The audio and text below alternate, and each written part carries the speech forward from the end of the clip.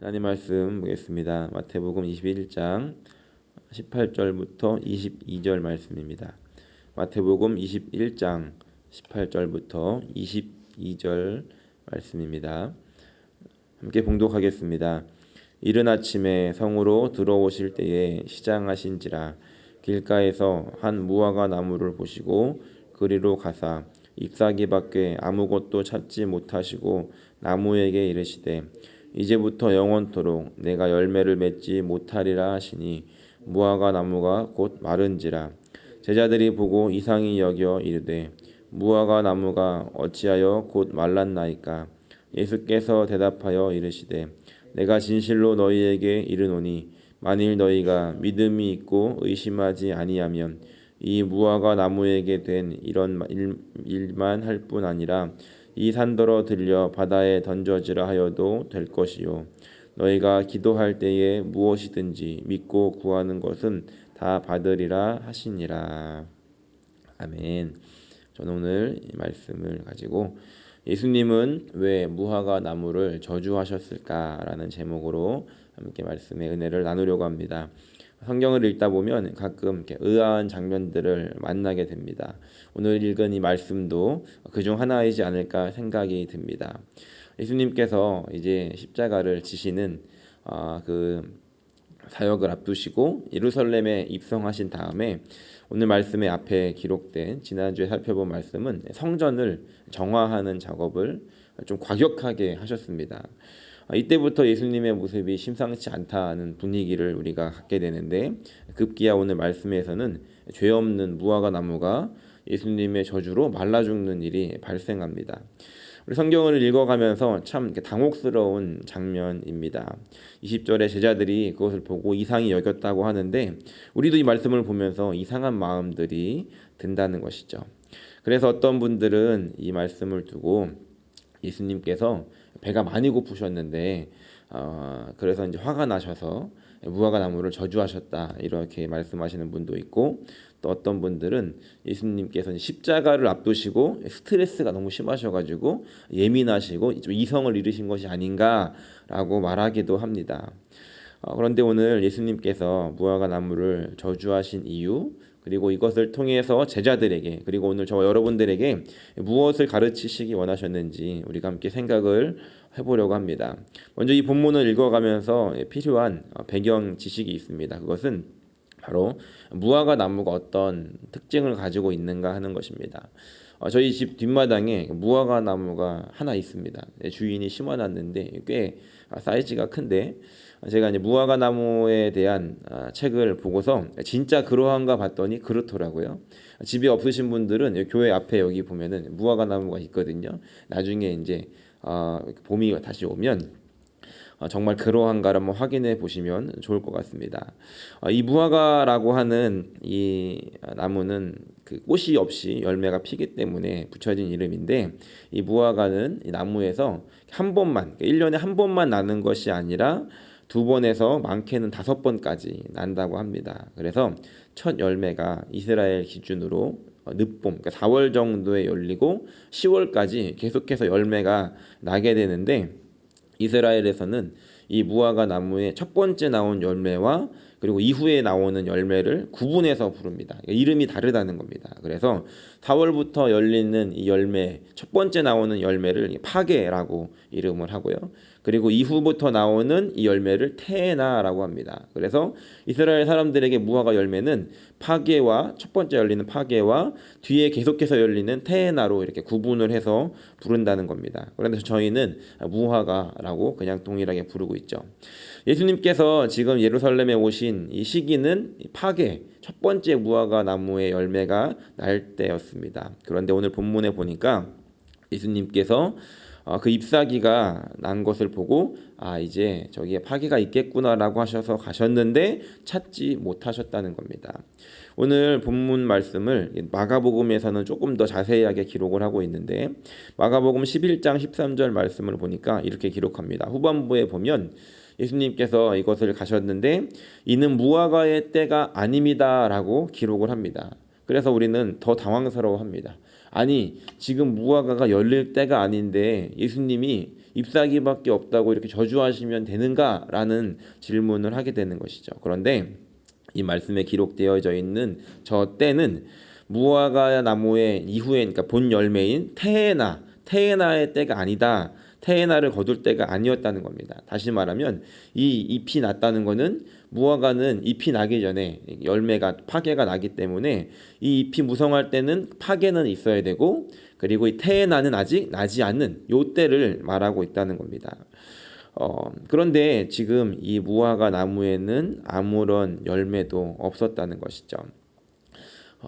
일단 이 무화과 나무가 그러면은 도대체 어떻게 이곳에 있었는가 하는 것도 생각을 해봐야 되는데, 당시에 무화과 나무는 길거리에 이게 아무나 심어놔서 그냥 길거리에 자라는 나무가 아니라 주인이 있는 나무들이었습니다. 누군가가 심어놓은 것이죠. 그런데 이 무화과 나무가 주인의 어떤 관리를 받는데, 첫 번째 나는 이 파괴는 크기도 작고 당도도 좀 떨어지기 때문에 상품 가치는 없다고 합니다. 그래서 주인들은 이 파괴를 이렇게 나중에 나오는 이 테에나에 집중하기 위해서 파괴를 이렇게 따줘야 되는데, 보통은 지나가는 사람들이 그냥 먹도록 놔두었다는 겁니다. 왜냐하면 그 당시에 이제 가난한 사람들은 지금 이제 늦봄에 첫 번째로 나오는 과일이 이 첫 번째 무화과 파괴인데, 11월이 지나면 더 이상 과일을 먹지 못합니다. 그래서 돈이 많은 사람들은 이 무화과 나무를 말린다거나 대추야자 열매를 말려서 저장해서 먹고는 했는데, 가난한 사람들은 그동안에 맛있는 어떤 달콤한 과일을 먹지를 못한다는 겁니다. 그리고 또 4월까지는 보릿고개였기 때문에 먹을 것이 굉장히 귀했다는 것이죠. 그래서 가난한 사람들은 이 4월이 되기를 기다렸다고 합니다. 그래서 이 파괴가 열리게 되면 주인들은 그것을 사람들에게 인심을 쓰듯이 먹을 수 있도록 해놓았고, 단 것을 기다리고 또 배고픔을 채우려고 했던 이 가난한 사람들은 그것을 이제 따다가 먹었다는 것입니다. 그래서 이것을 기다리는 사람들의 마음을 오늘 함께 읽을 이사야서 말씀에도 기록을 하고 있는데, 이사야 28장 4절에 보니까 이렇게 기록합니다. 그 기름진 골짜기 꼭대기에 있는 그 영화의 쇠잔에 가는 꽃이 여름 전에 처음 익은 무화과 같으리니 보는 자가 그것을 보고 얼른 따서 먹으리로다 라고 기록합니다. 뒤에 보면 여름 전에 익은 처음 익은 무화과, 이게 파괴라는 것이죠. 그리고 사람들이 그것을 보고 드디어 열렸구나 라고 하면서 그것을 따먹는다는 겁니다. 얼마나 인기가 많았겠습니까? 주인들은 인심도 쓸 겸, 그리고 어차피 파괴는 필요가 없었기 때문에 지나가던 사람들이 그냥 프리로 따먹을 수 있도록 놔두었다는 겁니다.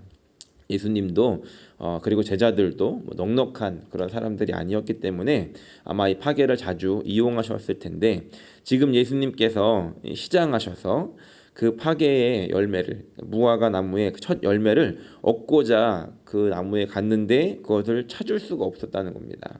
그렇다면 왜 찾을 수가 없었겠습니까? 해거리를 하기도 하는데 그래서 없었던 것일까? 아니면 이미 가난한 사람들이 다 따가가지고 없었던 것일까? 그렇지 않다는 겁니다. 이것은 어떤 의미를 가지고 있냐면 그 주인들, 그러니까 무화과 나무의 주인들이 이 뒤에 나오는 테에나를 더 실한 것을 얻기 위해서 가난한 사람들을 배려하지 않고 처음 났던 그 파괴를 이미 자라기 전에, 사람들이 먹기 전에 다 따버린 겁니다. 저희도 이렇게 농작물을 키우다 보면 더 실하게 하기 위해서 이것들을 이제 거를 때가 있지 않습니까? 이 못된 주인들이 가난한 사람들을 배려하지 않고 미리 다 따버렸다는 것이죠. 나만 잘 먹고 잘 살겠다고 나자마자 따버려서 나중에는 내가 가지게 되는 이 테에나를 더 키워보겠다라고 하는 그런 심보로 이렇게 다 따버렸다는 겁니다.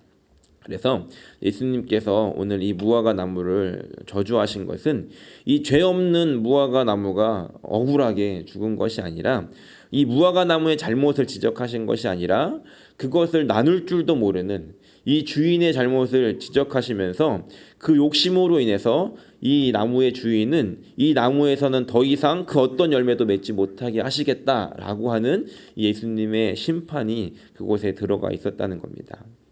다시 말해 어려운 이웃에게 관심이 없이 나만 아는 자들로 하여금 예수님은 더 이상 너희들도 그것을 누리지 못하게 하겠다라고 이렇게 심판하고 계시다는 겁니다. 앞서서 예수님께서 성전을 정화하실 때에도 예수님이 그것을 분노하시면서 다 뒤집어 엎으신 그런 이유 중에 하나가 이 제사장들과 결탁하여서 이윤을 취하고 가난한 자들을 착취하는 그것에 분노하셨던 모습을 우리가 보게 됩니다. 특별히 비둘기 파는 자들의 의자를 엎으셨다라고 이렇게 기록을 하고 있는데, 이 비둘기는 가난한 사람들이 제사를 드릴 때 쓰던 그런 제물이었습니다. 그런데 이 가난한 자들이 사야 했던 그 비둘기를 팔면서도 폭리를 취하고 있었기 때문에 예수님께서는 그것에 분노하셨다는 것입니다. 예수님께서 그런 이유들 때문에 이렇게 분노하셨고 오늘 이 무화과 나무도 저주하셨다는 것이죠. 우리가 이 말씀을 가지고 한 가지 생각해 보아야 하는 것은 이것입니다. 하나님께서 나에게 어떠한 여유를 주셨을 때, 나에게 그런 무화과 나무를 주셨을 때 우리는 이것을 어떻게 사용해야 하는가 하는 것입니다. 이것을 나만을 위해서 나만 잘 살고자 한다면 예수님께서는 결코 그것을 기뻐하시지 않으실 거라는 겁니다. 이것을 나를 위해서 어떻게 더 가꿔보고자라고 집중하면서 이것을 나에게 주신 은혜를 기억하지 않고 나누지 않는다라고 한다면 예수님께서는 어쩌면 나에게도 그것을 누리지 못하도록 하실 수도 있다는 것을 우리가 이 말씀을 통해 생각해 볼 수 있다는 겁니다. 두 번째로 이 말씀을 통해서 또 생각해 볼 수 있는 것은 예수님의 그 다음에 이어지는 말씀입니다. 이제 무화과 나무가 마른 후에 제자들이 그것을 보고서 예수님, 무화과 나무가 어찌하여 말랐습니까? 라고 질문을 합니다. 그러면 예수님께서 대답을 하셔야 되지 않습니까? 무화과 나무가 이런 이유로 말랐다. 아니면 내가 이렇게 해서 마르게 했다. 아니면 뭐 여러 가지 뿌리부터 썩어서 마르게 됐다. 여러 가지 이유를 설명을 하셔야 되는데 예수님의 이 대답은 무화과 나무가 왜 말랐는지, 왜 예수님께서 그 무화과 나무를 저주하셨는지에 대한 답이 아니라 오히려 우리가 조금은 의아한 그런 대답을 하시는데 21절 22절 말씀 같이 한번 읽어보겠습니다. 예수께서 대답하여 이르시되 내가 진실로 너희에게 이르노니 만일 너희가 믿음이 있고 의심하지 아니하면 이 무화과 나무에게 된 이런 일만 할 뿐만 아니라 이 산더러 들려 바다에 던져지라 하여도 될 것이요 너희가 기도할 때에 무엇이든지 믿고 구하는 것은 다 받으리라 하시니라. 아멘. 뭔가 은혜로운 말씀인데 이 제자들의 질문과는 조금 어울리지 않는 대답입니다. 무화과 나무가 왜 말랐습니까? 그러더니 믿음을 가지고 기도해라 라고 하는 엉뚱한 대답을 하시는 것처럼 보이지만 이 안에는 분명한 이유가 있다는 겁니다. 이것은 예수님께서 단순하게 야, 내가 무화과 나무 저주하는 거 봤지? 내가 믿음으로 저주한 거야. 그러니까 말랐잖아. 믿음은 이런 실제적인 결과를 가져오는 거니까 앞으로 믿음 있게 행동해 라고 하는 것에 있는 것이 아니라 예수님께서 말씀하시는 것은 너희가 의지할 대상은 하나님이시다라는 겁니다. 다시 말해서 너희들에게 지금 공급해 주시는 분은 하나님이다. 너희를 채워줄 수 있는 분은 하나님이다. 그러니까 기도해라 라고 말씀하시는 겁니다. 예수님께서 시장하셔서 그리고 이 가난한 사람들이 그 무화과 나무에서 무엇인가를 얻고자 와서 찾아왔지만 찾을 수 없었지만 하나님 예수님께서 원하셨던 것은 그리고 가르치시기 원하셨던 것은 너희들이 무엇을 찾고자 하는데 그것을 너희들의 노력으로만 찾는 것이 아니라 너희를 채워줄 수 있는 분은 바로 하나님이니까 기도해라 라고 하시는 예수님의 말씀이었다는 겁니다. 왜냐하면 이제 예수님께서는 우리가 알다시피 그 주간을 마치시면 십자가에 달려 돌아가시고 그리고 나서 이제 하늘로 가셔야 됐기 때문에 이제 이 예수님을 따르는 많은 사람들을 예수님께서 더 이상은 공급해 주실 수 있는 상태가 아니었다는 겁니다. 지금은 예수님을 따라다니다가 어떤 것들을 얻어먹기도 하고 또 예수님 때문에 어떤 이익을 보기도 하는 그런 일들이 있었지만 이제 예수님께서 가시고 나면 너희를 채울 나는 이제 없다. 그런데 너희가 너의 인간적인 것으로만 쫓아다니는 것이 아니라 하나님이 함께 계시니까 믿음으로 기도해라 라고 제자들에게 그리고 저와 여러분들에게 가르치고 계시다는 겁니다. 그리고 그 믿음으로 기도할 때 어떻게 기도해야 되냐면 기도할 때는 믿음으로 기도해야 된다는 겁니다. 이것은 뭔가가 잘 될 거야, 이루어질 거야, 믿어야 된다, 의심하지 말자라고 하는 어떤 마인드 컨트롤이 아니라 하나님을 믿는, 하나님을 신뢰하는 마음이라는 겁니다. 나는 못하지만 내 눈에는 도저히 불가능해 보이지만 하나님은 하실 수 있다라고 하는 그 믿음을 가져야 한다는 겁니다. 만약에 우리가 앞으로 일어나게 될 일들에 대해서 도저히 그것이 믿어지지 않는다라고 한다면 우리의 믿음의 근거는 말씀에 두어야 하는 것입니다. 말씀에서 세상을 창조하신 하나님께서 이것을 능히 못하시겠느냐라고 하는 그 믿음으로 우리가 이 말씀을 붙잡고 기도해야 되는 것이고, 또 과거에 하나님께서 나에게 하셨던 그 일들을 다시 한번 기억하면서 그때도 하나님께서 하셨지라고 하는 믿음으로 그러면 앞으로도 하실 거야 라는 그런 믿음의 발걸음을 걸어가야 한다는 것입니다. 그래서 예수님께서 그 믿음으로, 하나님을 신뢰하는 그 믿음으로 말씀이 이루어졌던, 이 말씀을 주셨던 그 하나님을 신뢰하는 믿음으로 구하면 이제는 하나님께서 하실 것이다 라고 예수님께서 약속해 주시는 말씀이 오늘 기록된 이 본문 말씀입니다. 말씀을 정리합니다. 오늘 말씀은 두 가지의 목적과 그 교훈을 담고 있습니다. 아마 이 말씀을 적용하실 때 다 처지가 다르실 거라고 생각합니다. 그래서 이렇게 적용하면서 기도하면 좋을 거라고 생각합니다. 먼저는 나에게 뭔가 좀 여유가 있다, 나에게는 이런 무화과 나무가 있다라고 생각하시는 분들은 그 무화과 나무가 마르지 않고 계속해서 풍성한 열매를 맺을 수 있도록 그것을 계속해서 나눌 수 있는 그런 은혜가 있기를 축원합니다. 그리고 또 한 경우는 나에게는 여유가 없다, 아무것도 없다, 나는 가난한 예수님을 쫓아다니는 그런 사람이다 라고 생각하시는 분들은 내가 의지해야 될 것은 누군가의 무화과 나무에서 나오는 열매가 아니라 누군가에게 얻어먹는 것이 아니라 그것을 찾아다니기 전에 하나님을 신뢰함으로 구하면 하나님께서 믿고 구하는 것은 받을 것이다 라고 하신 이 말씀을 내가 붙잡고 나아간다면 하나님께서 분명히 채워주실 것이다 라고 하는 믿음으로 함께 나아갈 수 있는 저 여러분들이 되시기를 예수님의 이름으로 간절히 축원합니다.